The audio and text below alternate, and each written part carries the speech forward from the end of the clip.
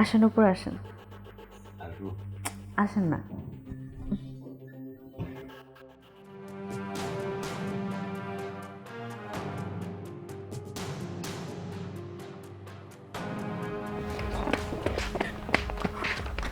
Uncle, আমার পিছনে কিছু গুন্ডা, আমাকে প্লিজ একটু বাঁচান, একটু আশ্রয় দেন। তুমি যাও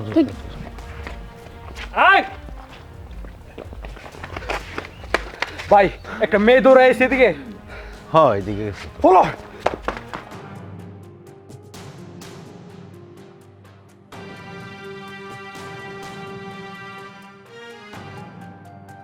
এই মেয়ে এদিকে আসো, বাসায় সমস্যা তো। তুমি ভিতরে যাও।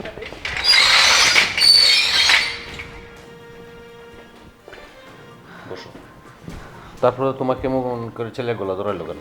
আসলে ওই ছেলেদের মধ্যে একটা ছেলের সাথে আমার একটু ঝামেলা হয়েছে। মানে একটা ছেলে আমাকে পছন্দ করে, আমাকে প্রপোজ করছিল। আমি ওদের প্রপোজাল অ্যাকসেপ্ট করিনি দেখে গুন্ডা ফান্ডা নিয়ে আমাকে মারার জন্য ধাওয়া করছে। আজকে যদি আমাকে ধরতে পারতো নিশ্চয়ই আমাকে মেরে ফেলতো, কোনো এক জায়গায় গুম করে দিত। আপনার জন্য আজকে আমি জানে বেঁচে গেছি।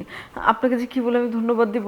আপনার এই উপকার আমি সারা জীবন মনে রাখবো, যে আপনি আজকে আমাকে আশ্রয় দিয়েছেন। আপনার জন্য আমার জীবন অনেক বড় একটা ধোঁকা থেকে বেঁচে গেছে। যাক, ভালো ছেলে ফেলে চলে গেছে, এখন আপনি যেতে পারেন। কিন্তু ওরা যদি এখান থেকে না যেয়ে আশেপাশে কোথাও থাকে, তখন তো আবার আমাকে ধরে ফেলবে। প্লিজ, এতটুকু উপকার যেহেতু করেছেন, আর একটু উপকার করুন। আজকে আজকে রাতটা আমাকে কোনোরকমভাবে এখানে থাকতে দেন। আমি কালকে সকাল হলেই চলে যাব। দেখেন, আমি এই বাসাতে একা একা থাকি, এই বাসায় কেউ নেই, আমি আপনাকে রাখতে পারছি না, সরি। প্লিজ একটু বোঝার চেষ্টা করুন। আজকে যদি আমার জায়গায় আপনার মেয়ে বা আপনার বোন এরকম বিপদে পড়তো, তখন আপনি কি করতেন বলেন? আমাকে না হয় ওরকম কিছু একটা মনে করে আজকের দিন আর রাতটার জন্যই আশ্রয় দেন। কালকে সকাল হলে আমি ভোরে এখান থেকে চলে যাব। প্লিজ একটু বোঝার ট্রাই করেন। আচ্ছা ঠিক আছে, আজকে থাকেন, কিন্তু আপনি রুমের বের হয়ে যেতে পারবেন না। তার কারণ হচ্ছে আশপাশে আরও পাড়া ঠিক আছে, যদি দেখে তাহলে কি হচ্ছে কী মনে করবে। আপনাকে চলেন, আমি রুমটা দেখাই দিই। ঠিক আছে।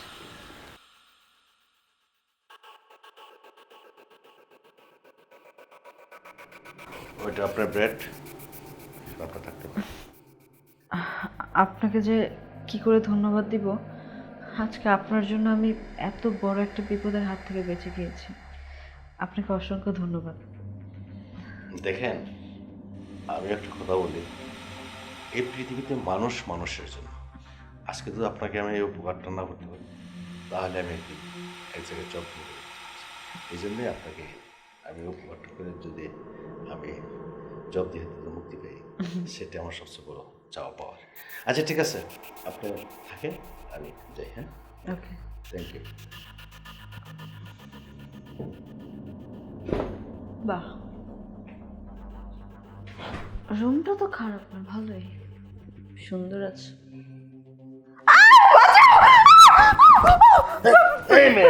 কি হচ্ছে? আমার না খুব ভয় লাগতেছে, আমি একা ঘরে থাকতে পারতেছি না। প্লিজ আমি এখানে থাকি আজকে রাত। আরে কি কই, এখানে থাকবে মানে? আপনাকে আমি তো আলাদা রুম দিছি, এই রুমে থাকবেন। আপনি দূরে আমার এখানে আসছেন কেন? দেখেন, আমার না আসলে সবসময় মার সাথে থাকতাম তো, আমার খুব ভয় লাগে একা ঘরে। আমার মনে হয় আমাকে যেন কে ডাকতেছে চারপাশ থেকে। আমার খুব ভয় লাগতেছে, আমি এখানে থাকি আজকে রাতারই তো ব্যাপার। দেখেন, আমি একজন পুরুষ মানুষ আর একজন মেয়ে মানুষ।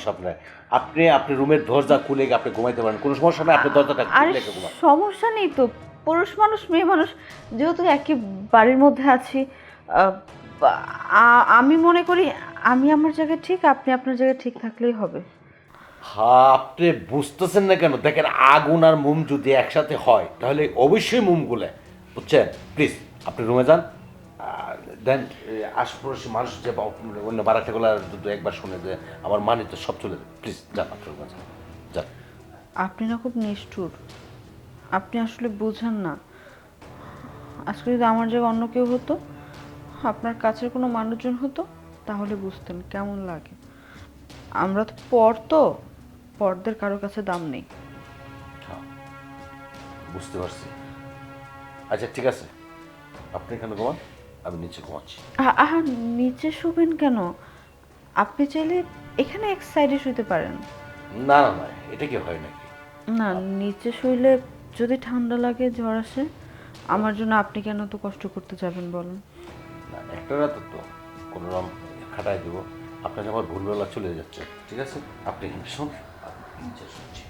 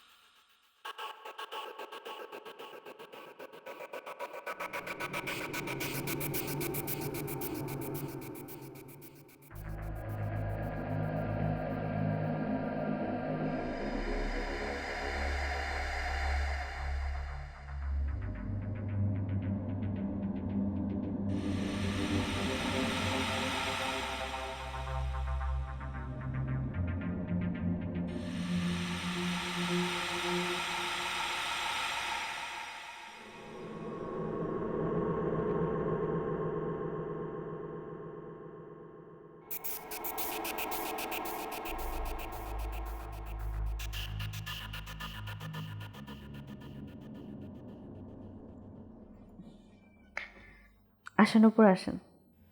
আর আসেন না, বসেন এখানে। আপনার তাকানোর স্টাইলে আমার কিন্তু অন্য কিছু মনে হচ্ছে। আমার কোনো আপত্তি নাই, আপনি চাইলে অনেক কিছুই করতে পারেন। দেখেন, আমি তো একটা কথা আগেই বলছিলাম, আগুন আর মোম যদি এক হয়, অবশ্যই মোমটা গলে। আপনি এরকম একটা সুন্দরী মেয়ে আমার রুমের ভিতরে, আর আমি একেবারে সহ্য করতে পারছি না। আমি তাহলে আপনাকে একটা কথা বলি। বলেন। আপনি যে আগুন আর মোমের কথা বললেন না, এটা যদি নর্মাল আগুন আর মোম হতো তাহলে ঠিক ছিল, বাট আপনি হতে পারেন, আমি কিন্তু ওই ধরনেরই মেয়ে। মানে? মানে হচ্ছে আমি একটা পতিতা। পতিতা? শুধু আপনি না, আপনার মতো অসংখ্য পুরুষ আমাদের কাছে যাতায়াত করে। আরও যে দুইটা ছেলে দেখেছিলেন না, হ্যাঁ। ওই দুইটা ছেলের মধ্যে একটাও আমার বয়ফ্রেন্ড ছিল না। ওরা আর আমি একসাথে মিলে ঝিলে এই কাজগুলো করতাম। ওরা এক একটা লোক নিয়ে আসতো, আমি তাদের সাথে সময় কাটাইতাম। তার বিনিময়ে ওরা আমাকে 1 টাকাও দিত না। সবসময় আমি আমার ইজ্জত দিই, আমার ইজ্জত বিক্রির টাকা ওরা নেয়, ওরা চলে। আর আমি আমার ইজ্জত কেন বিক্রি করি জানেন? গ্রামের বাড়ি আমার মা আছে, অনেক অসুস্থ, তার অপারেশন করতে হবে। ডাক্তার বলেছে 5 লাখ টাকা লাগবে তার অপারেশন করতে হলে। আমার বাবা নেই, ভাই নেই, বোন নেই, আমাকে এতগুলো টাকা কে দিবে বলেন? তাই আমি সিদ্ধান্ত নিয়েছি, যদি মাকে বাঁচতে হয় তাহলে আমার কোনো না কোনো একটা কাজ করতে হবে। তারপর শহরে আসি। শহরে আসার পরে ওই ছেলেদের সাথে আমার পরিচয় হয়, আর ওরা আমাকে বুদ্ধি দেয় যদি আমি এই পথে এগুলা কাজ করি তাহলে অনেক টাকা পাবো। কিন্তু আমি কোনো টাকা পাই না, ওরা শুধু আমাকে ব্যবহার করে। আমাকে ব্যবহার করে ওরা লাভবান হচ্ছে। আর ওদিকে আমার মা দিনের পর দিন অসুস্থ হয়ে পড়ছে। তাকে আমি বাঁচাতে পারবো না কি আমি নিজেও জানি না। তাই আমি বাধ্য হয়ে আপনার এখানে আসছি। আপনার কাছ থেকে যদি কোনো উপকার আমি পাই তাহলে আমার জন্য অনেক ভালো হবে। আমি এমনি এমনি কোনো উপকার করতে বলছি না। যেহেতু আমি একজন পতিতা, আপনি চাইলে আমার শরীরের বিনিময়ে আপনি টাকা দিতে পারেন। আমি একদমই আপনাকে না করব না। দেখেন, আমি আপনাকে একটা কথা বলি, আপনি আমার ফার্মে চাকরি করেন, চাকরি করবেন? চাকরি? চাকরির জন্য অনেক জায়গায় গিয়েছিলাম, কেউ চাকরি দেয়নি। এই যে শরীরটার দিকে তাকিয়েছে। যাই হোক, চাকরি হলে আর কত টাকা পাবো? আমার তো এখন অনেক টাকার প্রয়োজন। আপনার মার চিকিৎসার জন্য পুরো 5 লক্ষ টাকা আমি আপনাকে ক্যাশ দিয়ে দেবো, আপনার মার চিকিৎসার জন্য। আপনার মা কি, আমার মা কি? আমার তো মা নেই। আমি এক সময় এরকম ছিলাম যে আমার মা খুব অসুস্থ ছিল, কিন্তু 5 টাকা দিয়ে চিকিৎসা করানো আমার ক্ষমতা ছিল না। তাই যদি আপনার মাকে আমি 5 লক্ষ টাকা দেন, চিকিৎসা করে ভালো করতে পারি, তাহলে আমার মা যে কষ্টটা এখানে অনুভব করতে পারবো যে না, আমার মার জন্য 5 লক্ষ টাকা খরচ করছে। আপনি কি রাজি? অবশ্যই রাজি। আমি তো এরকম একটা মানুষই খুঁজছিলাম এতদিন, কিন্তু আপনার মতো এত সৎ মনের মানুষ এখন পর্যন্ত আমি একজনকেও পাইনি। আপনি আসলে খুব ভালো মানুষ, আপনার মতো মানুষ হয় না। আমি আপনার কথা রাজি, কিন্তু আমার সাথে আপনাকেও যেতে হবে আমার মাকে দেখার জন্য। হ্যাঁ, যাবো, কিন্তু এখন যাব না। আপনার মা যখন সুস্থ হবে তখন আমি যাব। আর আপনি আমার আমি তোবা কাটতে হবে যে আমি আর কোনোদিন ওই পতিতার কাছে যাব না। এটা তো আপনি তোবা করেন, তাহলে আমি আপনার মার আপনার যা দায়িত্ব হচ্ছে সব আমি নেব।